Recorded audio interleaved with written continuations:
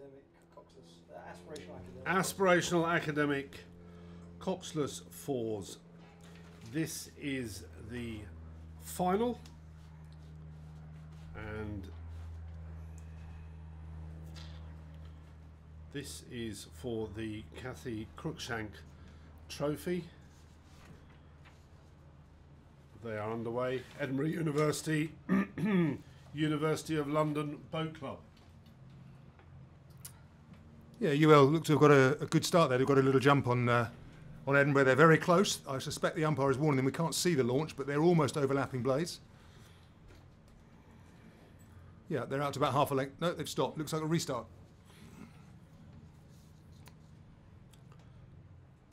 Okay, we can't quite see what the umpire's signalling here. It looked to me as though UL had come off station and come across. They were leading by about half a length, and I suspect he's going to restart them to give Edinburgh another shot at it. Well, there's a bit of a wagging of finger there. We won't say who, but somebody was wagging their finger. The umpire's not got any nasty coloured flags in his hand, so back it up and have another go. Right, well, that will give us a chance to just say we've got the final race of the afternoon is scheduled to be now at 4:25. That's because of the earlier re-row. So the timetable and programme should stay the same apart from that. They actually went quite a way there, Jerry, off the start. Yeah, I mean, it's really unsettling. You gear yourself up for the start, the adrenaline's flying around your body, and you're off.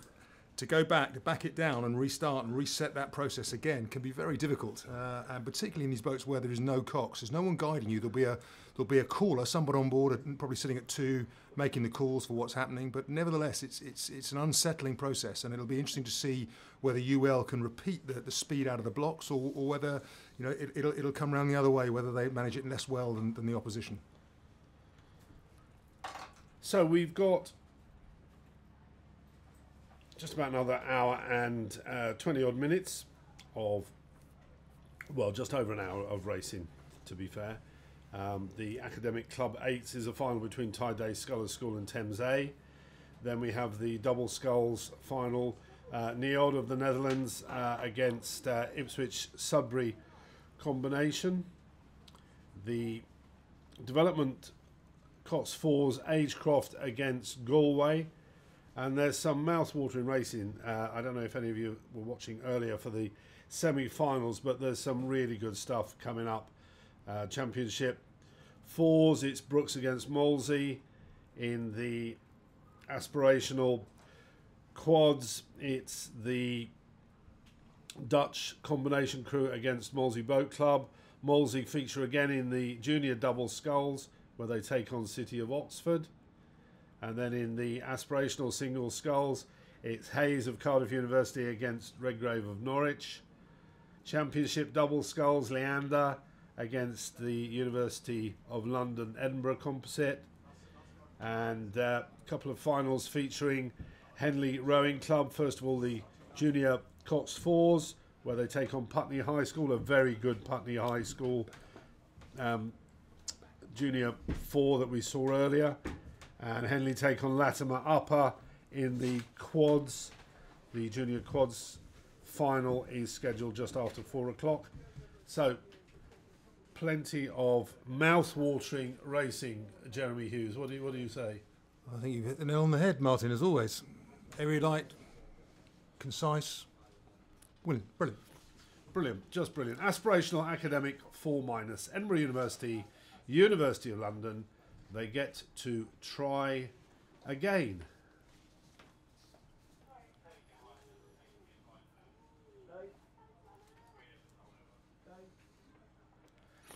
So the umpire will just be getting them settled. You can see the aligners hut on the screen there on the right-hand side, and he will make sure that the bow balls of those boats are dead level, so nobody has an advantage off the start. Once he is happy, he will signal to the umpire. The umpire going through the roll call. We'll want them to be straight. Long time though, isn't it, sitting on the start for a reset?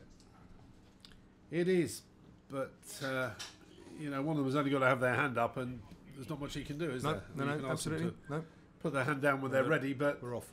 they'll only go when they are ready, and off they go. Right, now let's have a look at the steering here. University of London are on the far side. Edinburgh nearest to us. The blades meeting in the middle. If anything, UL are just Doing it again, aren't they? creeping over. Yeah, they're doing it again. That's more than creeping. Yeah, that's going to be That's known as a red knitting. flag if that carries on. That's knitting and a clash. Oh, he's warned them.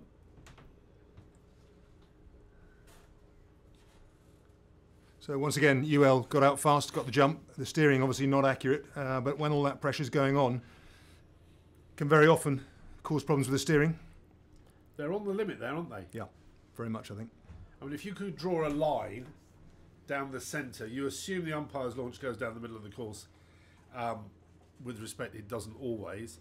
And the umpire then can only really give what's in front of him. Yeah, And absolutely. if they venture over in front of him, then he has to warn. Yeah. But that's a dangerous game to play. But I think, you know, when you come through the island, it's not until you get into the straight booms that you've actually got something hard and fast, left and right to trade off. Yeah. Behind the island, it's not boomed, and therefore it's a very less easy place to navigate. But it is the same width. I mean, it's just a psychological thing, isn't Yeah, it? yeah, absolutely. It doesn't get. It's not fatter when you get out at the end of the No. island, as it were. No. But again, now they're very close again, aren't they? Again, UL, well, they're both quite central actually. So this is critical, right? They come Yeah. past us. If UL can just squeeze out another half a length or so and get that clear water, they take control. Taking control in the coxless boat is that much easier. Once you're in front, it's so much harder for the crew behind to see what's going on, respond to what's happening in front. And you know, maybe we were a bit critical of UL there because we could only go from the shots we saw. When they went under our nose, then it looked to me very much as if Edinburgh were in the centre. But Yeah. why would you want to row in mucky water? Well, you know, I suspect it's just erroneous steering rather than deliberate. I suspect they're just weaving a little bit. Yeah. There is quite a lot of bounce out there from the traffic on the river. You can see the boats just bouncing a little bit. There's a little bit of swell. Well, we said Maybe that from unsettling. yesterday. I know Yeah. you were down here yesterday. It certainly appeared to be a lot flatter yesterday. Wind the same? Yeah, I mean there's very little stream, and I think there's a very light wind, so it shouldn't be a problem. And I think what wind there is fairly tail, isn't it, rather than cross. But I don't think it's enough to cause a big problem. Plenty of wind in here. Ha ha. He chuckles. Good boy. Right, UL and Edinburgh. Can hear the noise from here down the enclosure. Yeah, Great, you can. Terrific atmosphere. With a bit of luck, they won't be listening to us. Right, there we go. That's UL with the lead. I love the way the ducks just sit there and all this, chaos is going around, and they're just happily sat there. Exactly. They're brilliant. So another warning, white flags out again. Yeah. UL getting warned. Yeah, UL.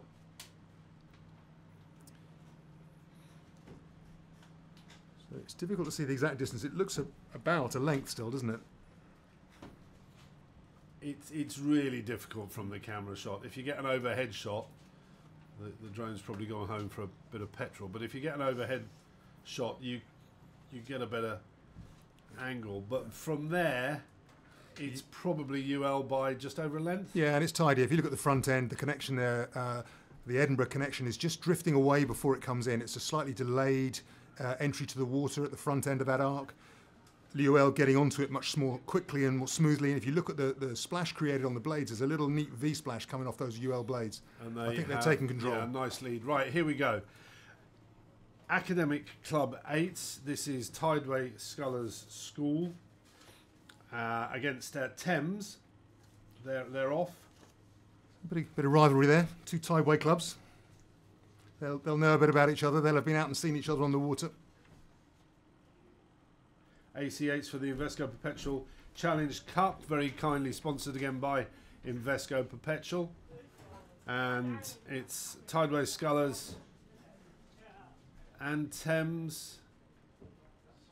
Scullers are look really strong in this. I think we've commented on that for the last few days. They do look... They look lovely, don't they? Yeah, that's a word you could use. They look powerful. And they're a length up look. Yeah, that's commanding, impressive. isn't it? Yeah, it is. That's impressive.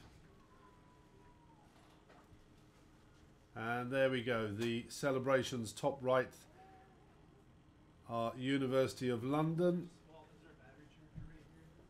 So again, we've talked about this before, you know, the shortness of the course, but, you know, when you're in an 8 going full chat, the fastest racing 8s go about 14 miles an hour, something of that ilk. These guys won't be quite as fast as that, but they're eating up the course very, very quickly indeed. So if you can get out to a comfortable lead, you know, you really are putting the opposition on the back foot. They've got an awful lot to do on a fastly shrinking course. Yeah. So coming up to us at the commentary point, Tideway Scullers looking comfortable in command there. It's a neat, long, tidy stroke. Blades close down at the front end. It looks very technical, very neat and tidy. They're not the biggest crew out there, but very smooth and long. They aren't. I actually saw them having a after race walk down the towpath with their coach yesterday, and they, you know, they're not a big crew. No. Geared properly, set up properly in the boat, and you know, drilled. But super, absolutely super. Very, very, very impressive as they are moving away here from Thames. That's now well over a length and a quarter, I would suggest. I think so, yeah, I think so. And it looks to be going out all the time, doesn't it? Yeah, and it looks like they've still got a bit of horsepower in the tank. So Thames got it all with to do. it all to do. Yeah, that's a big effort. So they're about just at the halfway point. Yeah, and so 750 metres to go. You've got to make up at least a length and a half now. That's a big ask. Yeah, and we talked this earlier on as well. The problem with these boats is that these big fast 8s, they're much harder to change the speed of the boat. You can change the speed of a coxless pair in 2 or 3 strokes and really make an impact on an opposition. Changing the speed of an 8 takes longer, and it's a much more complicated process. You've got 8 people in there who've all got to react exactly the same way to really get this thing moving. It's a big job, a big ask for Thames here, I think. Having said that, they won't be giving up. They'll be pushing it all the way. We haven't put a rate on these, but it always amazes me how they get the rate up. You know, sometimes in these 8s, as you know, in the 40s, 40 strokes a minute, 8 people doing that together. That's some feat, isn't it? Yeah, it is. Yeah, it is. Yeah. I've got a rate watch here. Let me just clock them. A mate of mine used to sit in the back and literally just dip his toe in with his blade when they were doing that rate. He didn't want to join in. Right. They're about 36 strokes a minute, roughly. We've got the academic double sculls final coming up next. This is between KSR v Nijod from the Netherlands and the Ipswich and Sudbury composite crew. So Scullers really have run away with it. They've eviscerated the race and moved on, you know, a long way in front. And it's interesting, you know, they haven't taken the foot off the gas at all. This is not something in a final. They want to let Thames back in, give them any hope whatsoever. They want to keep moving away, and the further they go, you know, the harder it becomes. The Cox in the other boats having to sort of probably tell porkies to the Thames crew to keep them inspired and keep them battling on.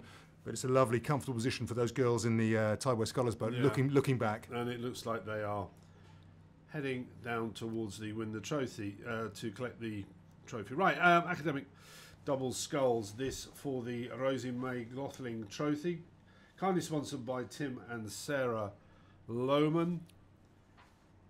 The Dutch up against the Ipswich and Sudbury combination. Now we saw these race earlier. We were impressed by the English crew here, although they're being warned presently by the umpire. just to get back on their station. But they look very punchy, very lively, and oh wow, they have got some lead, haven't they, at the top of the iron? That's an extraordinary performance, isn't it? Extraordinarily powerful coming out there. They look tall and they look rangy, I have to say. So when you get athletes of that kind of size, it's even more impressive to get a little boat out fast. But they've certainly done a job. They've moved on. Okay. Yeah, they are doing exceptionally well as they lead this. This is the academic double sculls. It is for the Rosie McLaughlin Trophy. And we're going to have a change of commentator. Hey, yes, hello, it's Warren Muggleson back here for you. And I'll just introduce my co-commentator. If you'd like to introduce yourself. Yeah, it's Alex Darby here. So how are you today? Looking splendid in red I'm good, today. thank you very much. I actually followed this race of the doubles earlier doing the launch commentary. And the Sudbury and Ipswich double, their last two races, they came through the opposition, but they are going to have to come a long way to do that again here. Absolutely, yeah, this is quite a distance that the Netherlands crew has built up here. Looking very strong, just coming down to ground level now. It's a really strong and long rhythm that they've got to come, isn't it? Well, their erg they've only been sculling a year, but their erg scores are 702 and I think 721. So when you've got that kind of horsepower on board, it is just about being efficient with it. I don't think the rate is to their advantage. So just get a lead, get long, and then sit there and just hold something in reserve, I think would be their plan. Absolutely. I mean, this is quite an experience. This is a surprisingly inexperienced crew we got on board here. We have Ingeborg de Koning, who experienced about 2 years of sweep rowing, first year of sculling. And we also have Elke Sanders, who's also in the first year of sculling. I mean, this is unbelievable. Yeah, really impressive. The English girls, they're from two different clubs. Ipswich, quite a young club, speaking to their supporters earlier. But just come together really well. They've clicked really well. They've done fantastically well to get to this stage. But I'd say this Dutch crew does look something else. They really do. They are just tearing through the course here. It's absolutely fascinating to watch how. I mean, for me, it really takes is this long length. I mean, look at that. That's. I dare to count how many lengths that is between the two crews. But yeah, I mean, you can see the difference, can't you? There's just confidence, really, more than anything else. Yeah. Yeah, this, as just a reminder, this is the aspirational doubles final. In case you've just tuned in, so this is between KSRV Njord, Netherlands, and the Ipswich Sudbury Composite. And this is quite a considerable distance that the Dutch crew have built up on this crew. I mean, looking at, I think while we're here, might be a good opportunity to take some results right now. So we're going to go from race 3-6, 3-6-8, and we're going to go. Just going to give you a few results quickly. So we'll go race 3-6-8. Let's go with that. So that's a championship lightweight double sculls. That's for the Haslam Trophy. So that was Exeter University over Nottingham University, and the verdict was easily in a time of 5:16.5. They were very impressive, I think, down the course, weren't they? They were superb. And so we've got in the race. Next race we've got for you 371, the aspirational academic coxless fours. This is the Cafe Cruikshank Trophy. So that was a close race, quite a lot of steering involved early on. There was actually a restart in that one.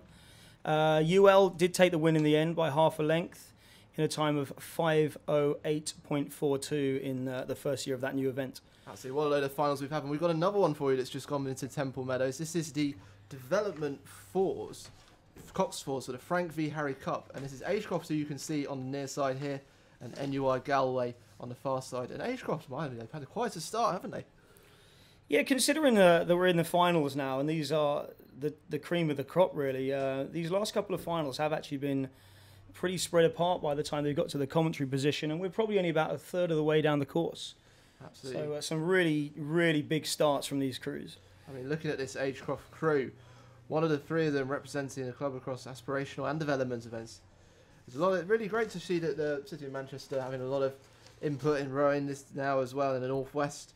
Two of this crew as well learned to row just 16 months ago. I mean, this is the amazing thing about development crews. You look at them, they've not a lot of experience there, but they just make it look so together right now.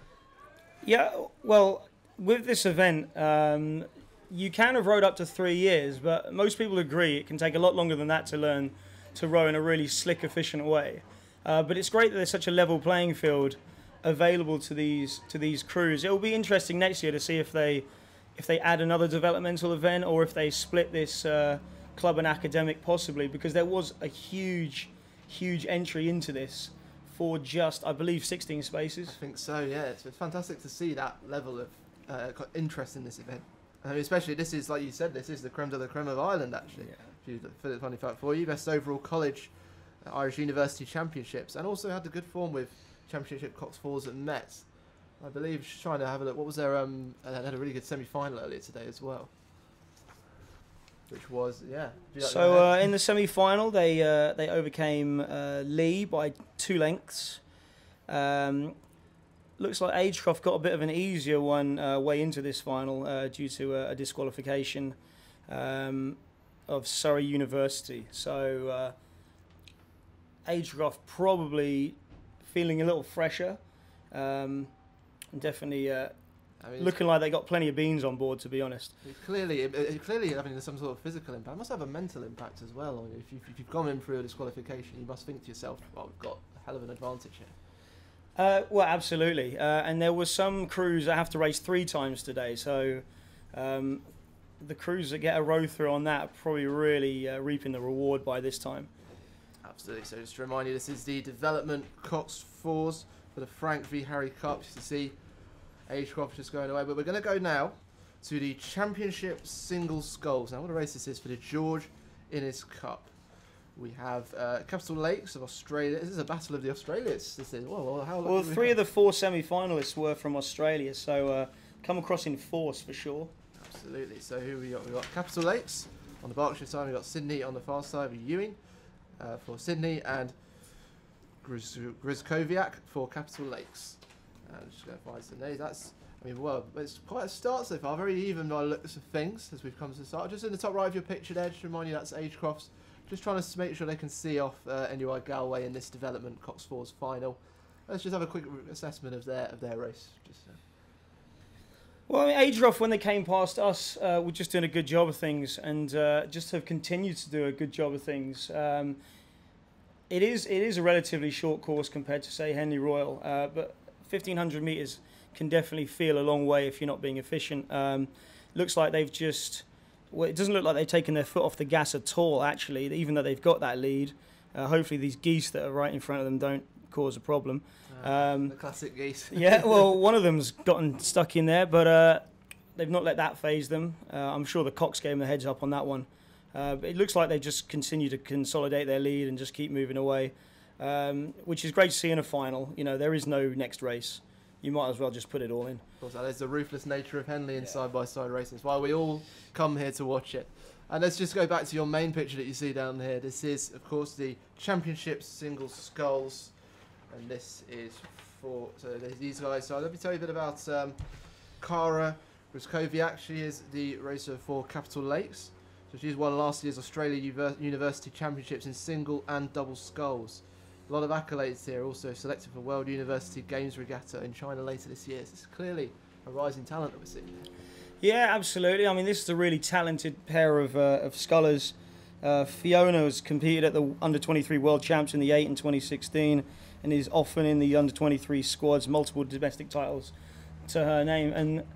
And it still looked like there was overlap as they came past us. So I think there was, yeah. Just, keeping them within touching distance. That's how we like to see single scull races, I think. Well, absolutely. And at that range, which is probably maybe 2/3 of a length, either sculler here has the capability of overhauling the other.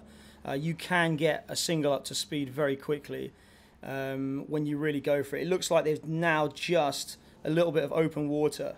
So the sculler on the far side is definitely going to want to try and keep contact here. Yeah, this is a very interesting part. I think we've seen it before already today. This is a very interesting part of the race. It's really where most crews are taking an opportunity to push away, but they're staying in touch with each other here. They just have a real mental kick going on here for it to come out of the regatta enclosure for Grizkowiak. Yeah, that's what you say. We've got the championship single sculls here. And what an enthralling race this is for all the people on the Regatta enclosure. Have you been down there earlier today? How's it been down there? I've only been there briefly, to be honest. I've been on the launches this morning doing commentary from there. But it is, when I walked up, it was really busy. So it's great to see. I mean, the weather definitely helps. It's different to a couple of years ago where there was a lightning storm and they had to get everyone out of the enclosure. Oh, wow. But none of that today, hopefully. Just gave him a little wave from the launch as he went by. Absolutely. Well, we're just seeing the drone footage. Looks like that lead's been to about 2 lengths now, I think, for Kobiak against Ewing. I mean, she's done well. Ewing still. It just looks like it's starting to slip away a little bit. Yeah, just a little bit, but the sculler in the lead is not walking away. It's still close enough. But with that lead, you'd certainly prefer to have that lead right now than not have it. So just looking at that drone, looks like they've gone past the boating area, about halfway between there and Upper Thames at the moment. So you'd like that with 500 to go. Absolutely. Certainly. This will be a really exciting end. Let's just have, while we've got a break at the top, let's just have a look at the latest result with race 372 in the Aspirational Club 8s, the Vesco Perpetual Challenge Cups, kindly sponsored by Vesco Perpetual. Now in that one, Scullers definitely got out really hard, and in the end ended up with a win by 3 lengths over Thames in a time of 4:53.8. So that looked like a very strong crew. Indeed. Absolutely. Yeah. Speaking of strong crews, let's have a look at this. Blimey, start that this is a big event. This one. This is a huge one. Absolutely. Look, what you're looking at here, everybody, is Championship Coxless 4s. Now, what a race! The Averil Velicott Cup. We have here Oxford Brookes University A against Molesey A, and what a setup we have here. Well, this, fortunately enough, I was able to be sat behind this one with my co-commentator Camilla, doing a fantastic job of calling it. The Brookes win over UL. And what was interesting is that on the one side in the semi-finals you had Brookes versus UL, so the top 2 universities on one side, and then you had Molesey versus Leander on the other side. And it'll be interesting to see who can win in this battle of club versus university. Exactly. Whatever combination, there's 4 brilliant crews there. Whatever combination, we're always in for a wonderful final. It looks like there were very narrow margins as well in those semi-finals. So this, as we can already see here, there's not a lot to separate these 2 crews. And it looks like to me that's the Molesey crew who are that could even be a canvas. Yeah, just by canvas. Both crews steering wonderfully. I cannot imagine the umpires had any words with them. Arrows straight, staying to their courses. Although having said that, there is a slight move off the booms by Molesey. Yeah, I mean they're both just kissing the booms there. The Oxford Brookes crew. I think it looks like an adjustment might have. They're still staying in touch though as they come past here. You can probably hear the crowds through our microphones. It's very interesting. It's interesting to see the bucket rig against the standard rig as well. I mean. Well, there's lots of debate about these rigs as well, but we'll save that for finishing the race. So right now, this is very enthralling. Yeah, well, it was one canvas as they came past us, and if we're honest, there is going to be so much horsepower available in those boats that it's just going to be being tapped into the whole way. I doubt anyone's got their foot off the pedal right now, so there is a lot of wattage going down into the Thames right now. There is indeed. I mean, look, this is absolutely brilliant racing to watch. It's interesting to see a lot of difference in straight rates here as well, I think. Looks like the Molesey crew looking to lengthen out with a slower rate. And also Brookes keeping it up, though. And it could be working, I suppose. Well, it's all about finding that sweet spot, isn't it, between overrating and becoming inefficient and underrating, and you could actually go out for a bit more. So these are going to be 2 really experienced crews really hammering it out. This one is definitely going to go to the line. I would be surprised if it didn't. Course, I mean, yeah, have a look at this Molesey crew. You've got Emma McDonald, Katie Bartlett, Lucy Primer, and Rebecca Edwards. Of course, you've got Bartlett, GB under 23, women's 8 that won silver in 2014. You've got GBs here, GBs in this Molesey crew. I mean, having a look at, and there's also some big accolades in the Oxford Brookes crew as well. This is very evenly matched, even at this point down towards the end of the Regatta enclosure. I mean, you can't take your eyes off this. No, absolutely not. I'm definitely not calling it. It is going to come down to who has got the bigger last 500. You know, this is when the lungs are burning, the legs are screaming out. But these are two crews that I bet have been pushed through this point many, many, many times. This is not going to be anything new in terms of the pain, the effort, and what's required of them. But obviously, it is the big stage. This is going out live to the world. So it's probably not playing in their minds. It's just let's get the blade in and get the legs down. But let's make no mistake. This is a big event. You know, Champ Coxless Fours. This is right up there. This is a big one. This reminds me. I was watching a film last night. Actually, I was watching Creed. Have you seen Oh, Creed. That is a great film. I watched the bit at the end where you've got him in the final round, and Sylvester Stallone looks in his eyes, and he's just like, "Got to go for that fight," and he does. And this is almost like parallels to that situation. He's just got to dig in hard. This come up to the last 20 strokes. It's that kind of similar mentality. Yeah, and I suppose the difference, though, is that in boxing, that person's right in front of you. And if you're the one who has to fight back, you have to do it blind. Unless they're next to you and you can see the puddles coming past. But it is still overlap from what we can tell as they come up towards the finish. So coming past the chairman's enclosures. But certainly, no one's back down off of this one. My goodness me, how exciting this is. It looks like they're both up the rate now. They're trying to just push every single sinew is straining here. Just reaching for that little bit of water, just pushing it away as fast as they can. Just trying to lift that boat as much as possible. And it looks like Molesey are trying to do it. Oxford could be keeping up, but the arms go up for Molesey there. What a race we just watched. Brilliant, and the elation is absolutely going to be real. Like that was earned. That definitely was not given. Absolutely. That was what's the result that was? I've still lost for words. Goodness me. While I just catch my breath out, we'll just bring a couple of just a results or two actually. So I think we're on to race 373 and aspirational double sculls for the Rosie McLaughlin Trophy, sponsored by Tim and Sarah Lohman. So the girls from the east of the country, Ipswich and Sudbury, weren't able to do what they'd done before and row through the opposition. Ending up with a 4-length deficit, a really, really powerful looking crew from KSRV Njord from the Netherlands. So yeah, that was 4 lengths, and the time in that one was 5:32.6. Absolutely. Next one after that, I was very shortly followed by race 374 at Development 4, Development Cox 4 for the Frank v Harry Cup, and blind, but my goodness, that was a great race as well. Yeah, so relatively new crews to the sport. I've only rowed for the last 3 years, and that was Agecroft taking that one over NUI Galway from Ireland by 3 lengths and a time of 5:29.03. That's brilliant. And then we've just had those results there. Take you to the pictures and the start as well pretty soon. And look at that, we've got Molesey again, so they'll be looking for another result here. This is a Molesey crew, and they're racing against the Netherlands composite of ASR Nereus and USR Triton in the aspirational coxless fours. Coxless quads. Coxless quads. I will get it right eventually. Fellas, let's have a look. What else? This could be a really exciting one as well. Attention! I mean, let's just have a talk about. We rarely get to see this actually. Just at this moment at the start of the race. I mean, what goes through your head